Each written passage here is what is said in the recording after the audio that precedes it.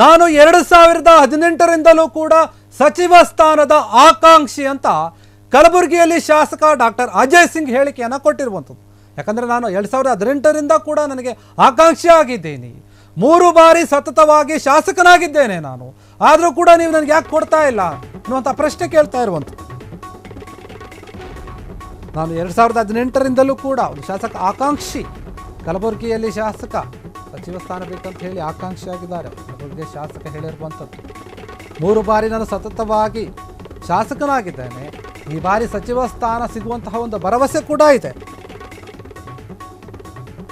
ಯಾವುದಕ್ಕೂ ಕಾಯಬೇಕು ನೋಡೋಣ, ಯಾವುದಕ್ಕೂ ಕೂಡ ಕಾದು ನೋಡಬೇಕು ನೋಡೋಣ, ಕಾಯ್ತೀನಿ ಅನ್ನೋ ರೀತಿಯಲ್ಲಿ ಹೇಳುತ್ತೆ ಕಲಬುರಗಿಯಲ್ಲಿ ಶಾಸಕ ಅಜಯ್ ಸಿಂಗ್ ಹೇಳಿಕೆಯನ್ನು ಕೊಟ್ಟಿರುವಂಥದ್ದು.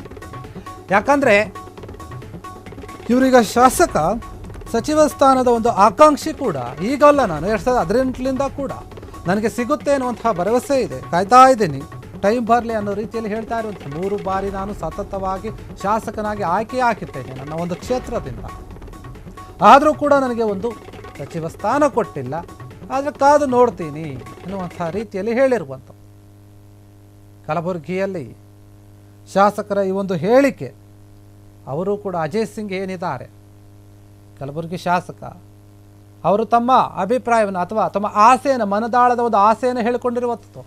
3 ಬಾರಿ ಸತತವಾಗಿ ನಾನು ಗೆದ್ದಿದ್ದೀನಿ, ಈ ಬಾರಿ ಸಚಿವ ಸ್ಥಾನ ಸಿಗುವಂತಹ ಒಂದು ಭರವಸೆ ಇದೆ, ಆಸೆ ಇದೆ, ನಾನು ಕೂಡ ಒಬ್ಬ ಆಕಾಂಕ್ಷಿ 2018ರಿಂದ, ಯಾವುದಕ್ಕೂ ಕಾದು ನೋಡಬೇಕು ನೋಡೋಣ ಅನ್ನೋ ರೀತಿಯಲ್ಲಿ ಹೇಳಿರ್ಬೋದು. ನಿಧಾನವೇ ಪ್ರಧಾನ ಅಂತಾರಲ್ಲ, ಆ ರೀತಿಯಾಗಿ ಕಾಯ್ತಾ ಇರುವಂಥದ್ದು ಕಲಬುರಗಿಯಲ್ಲಿ ಶಾಸಕ ಅಜಯ್ ಸಿಂಗ್ ಹೇಳಿಕೆ.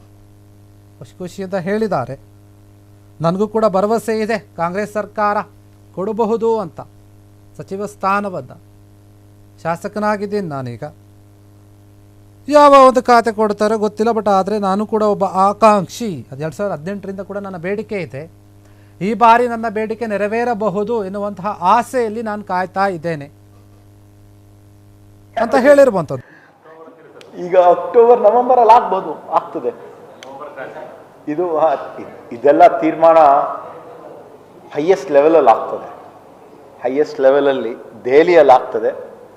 ನಾನು ಆಕಾಂಕ್ಷಿ ಇದ್ದೀನಿ, 2018ರಲ್ಲೂ ಇದ್ದೆ, 23ರಲ್ಲೂ ಇದ್ದೆ, ಈಗಲೂ ನಾನು ಆಕಾಂಕ್ಷಿ ಇದ್ದೀನಿ. ನಾನು ಮಾಡ್ತಕ್ಕಂಥ ಕೆಲಸ ಕಾರ್ಯಗಳ ಬಗ್ಗೆ ಹೈಕಮಾಂಡ್ ಎಲ್ಲ ರೀತಿಯಿಂದ ನೋಡ್ತಾ ಇದ್ದಾರೆ, ಅವರು ಒಂದು ತೀರ್ಮಾನ ತಗೊಳ್ತಾರೆ. ಏನು ತೀರ್ಮಾನ ತಗೊಳ್ತಾರೆ, ನಾನು ಶಿಸ್ತಿನ ಸಿಪಾಯಿ ಇದ್ದಾಗೆ ನಾನು ಬದ್ಧಾಗಿದ್ದೀನಿ.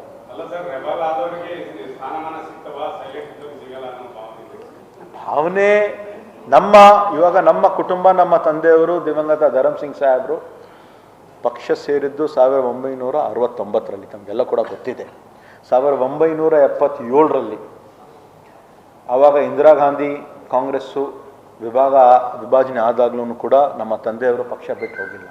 1999ರಲ್ಲೂ ಕೂಡ ಅವರು KPCC ಅಧ್ಯಕ್ಷರಾಗಿದ್ದರು, ಒಂದೇ ಒಂದು ಮಾತಲ್ಲಿ ರಾಜೀನಾಮೆಯನ್ನು ಕೊಟ್ಟರು. 2004ರಲ್ಲಿ ಮುಖ್ಯಮಂತ್ರಿ ಆಗ್ತಕ್ಕಂಥ ಅವಕಾಶ ಸಿಕ್ತಲ್ಲ, ದೇರ್ ಸೆ ಆएंगे मगर दुरुस्त आएंगे, हाँ will wait for our turn, हाँ ऊपर वाले के पास हाँ देर है मगर अंधेर नहीं, तो वी विल, हाँ see it is all circle of life, everything will happen. ನಾನು ವೇಟ್ ಮಾಡೋಣ. ಇವಾಗ ಅವಾಗ ತನಕ ಕಲ್ಯಾಣ ಕರ್ನಾಟಕ ಅಭಿವೃದ್ಧಿ ಮಂಡಳಿಯ ಒಂದು ಜವಾಬ್ದಾರಿ ಕೊಟ್ಟಿದ್ದಾರೆ. I am trying to do to the best of my ability. ಮಾಡೋಣ, ನಾವೆಲ್ಲರೂ ಸೇರಿ ಇಲ್ಲಿ ಇರ್ತಕ್ಕಂಥ ಏನೇನು ಅಭಿವೃದ್ಧಿ ಕೆಲಸ ಮಾಡೋಕ್ಕಾಗ್ತಾ ಇದೆ ಮಾಡೋಣ. Okay, thank you. ಕ್ಯಾಬಿನೆಟ್ ಈಗ ಅಕ್ಟೋಬರ್ ನವೆಂಬರಲ್ಲಿ ಆಗ್ಬೋದು. ಕ್ಷಣ ಕ್ಷಣದ ಸುದ್ದಿಗಳಿಗಾಗಿ ಫ್ರೀಡಂ ಟಿವಿ ಸಬ್ಸ್ಕ್ರೈಬ್ ಮಾಡಿ, ಲೈಕ್ ಮಾಡಿ ಹಾಗೂ ಫಾಲೋ ಮಾಡಿ. ಹೊಸ ಸುದ್ದಿಗಳ ನೋಟಿಫಿಕೇಶನ್ಗಾಗಿ ಬೆಲ್ ಐಕಾನ್ ಮೇಲೆ ಕ್ಲಿಕ್ ಮಾಡಿ.